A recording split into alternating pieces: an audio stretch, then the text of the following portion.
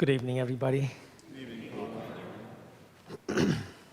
2 weeks ago, news of a potential Eucharistic miracle at St. Anthony's Church in Morris, Indiana, hit the headlines. The report is that on Friday, a host was dropped at daily Mass. The host was put into water and then kept in the tabernacle for it to dissolve. Later, the priest found another host that had been dropped and placed it in the tabernacle as well. Saturday, the sacristan comes to prepare for the Saturday evening Mass. And when she opened the tabernacle and looked into the dish, she found traces of blood in the dish. Now, the incident has not been determined as a Eucharistic miracle yet. As you know, most of these events are investigated by the Vatican Dicastery for the Doctrine of Faith before they are certified as miracles. And so I'm sure we'll hear about it a few years from now. But the buzz the news created was intense. Numerous people asked me, hey, have you heard about the Eucharistic miracle? And it was on Facebook. I even saw a news report about it. And so there is a potential Eucharistic miracle there. Now, there is a part of our human nature that is attracted to the supernatural, to the extraordinary, to the spectacular.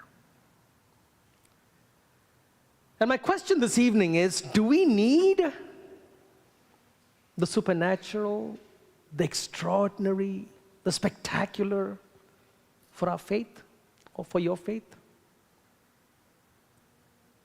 Or is our faith bigger than the supernatural, the extraordinary, the spectacular? See, I'm drawn to the statement in today's first reading. Abraham put his faith in the Lord, who credited it to him as an act of righteousness. Now, what does that statement mean? It means that Abraham's trust in God was considered by God as a righteous act. What Abraham did was right in God's eyes. Now, I have my 3 points for today, and the logic of my 3 points is a little convoluted, but so stay with me. I'm trying to make sense. But let me put my 3 points and see if we can come to the conclusion of something that I want to say. So first, the supernatural, the extraordinary, the spectacular. Today's scripture readings narrate 2 spectacular events. First, God's covenant with Abraham, and the transfiguration of Jesus, the second event. In the first reading, Abraham's animal sacrifice is consumed by God with a smoking fire pot and a flaming torch that passed between the sacrificed animals. Spectacular. In the gospel reading, the disciples experienced the transfiguration. Moses and Elijah appeared alongside Jesus, and the disciples saw the glory of God. Spectacular. Now, such events are outside our realm of experience. We are not people who believe because we have experienced the spectacular. At least I haven't. If you have, put your hands up. And perhaps that's why news of miracles, such as the Eucharistic miracles or apparitions, gain our attention. Because we haven't experienced it. It'd be lovely, right? But at the core level, we ask, what makes us put our faith in God? Listen, you believe, I believe. Why? Why do we believe? What is the source of our faith? And what does our faith rely on?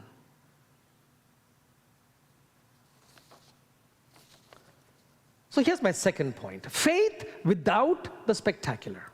In order to reflect on the theme of faith and righteousness, I want to talk about Abraham and Peter and James and John before the spectacular events that took place in their lives.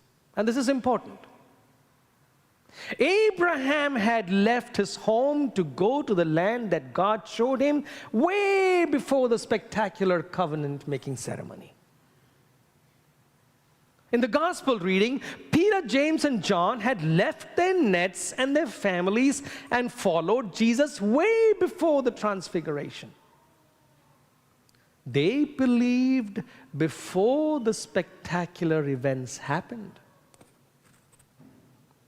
And this is the meaning of the words, Abraham put his faith in the Lord who credited it to him as an act of righteousness. And the same can be said of Peter, James, and John. So today I want to recognize that we too are a people who have put our faith in God in the way Abraham did and in the way Peter, James, and John did. Most of us have experienced nothing spectacular as they did. Nevertheless, we believe. You are here this evening for Mass because we believe without the spectacular. Life is not easy. We go through life, a lot of it is pretty hard.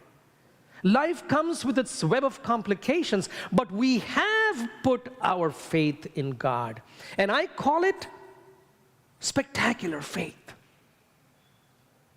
I think we are a people of spectacular faith without the spectacular.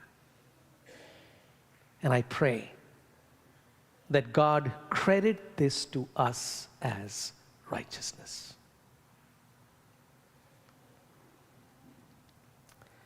A little more, my third point of the spectacular faith.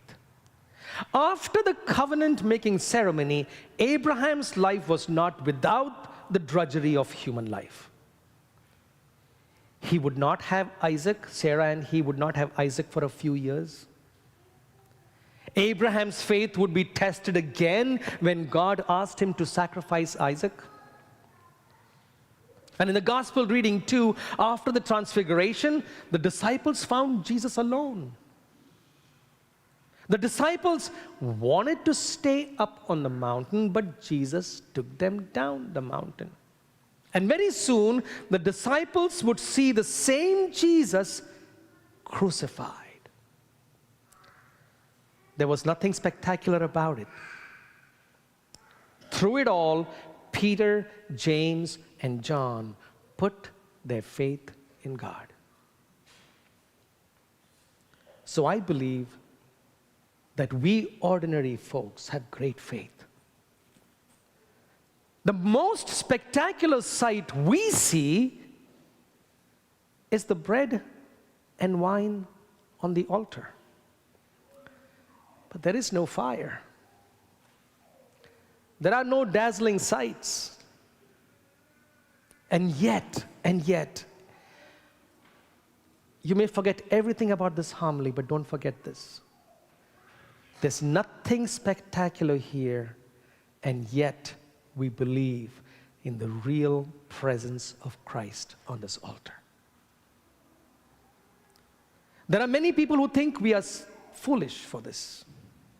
But we have put our faith in God. And often we beat ourselves up thinking that our faith is not strong. How many of you have said, oh, I didn't hear this prayer, God didn't hear this prayer, I don't think my faith is strong enough, my faith is not good enough. Folks, it's wrong. Rather, today, I want us to thank God for the faith we have. And each one of us has the ability to put our faith in God without anything spectacular. And may God credit this to us as righteousness. So at this Mass, on this altar of the covenant of the new sacrifice, or the sacrifice of the new covenant, on this our altar, on this our transfiguration mountain, there is nothing spectacular. We have just ordinary bread and humble wine. But we still believe that this is a Eucharistic miracle. Blood or no blood, this is our Eucharistic miracle. Let us put our faith in God, and may God credit it to us as righteousness. People of God said,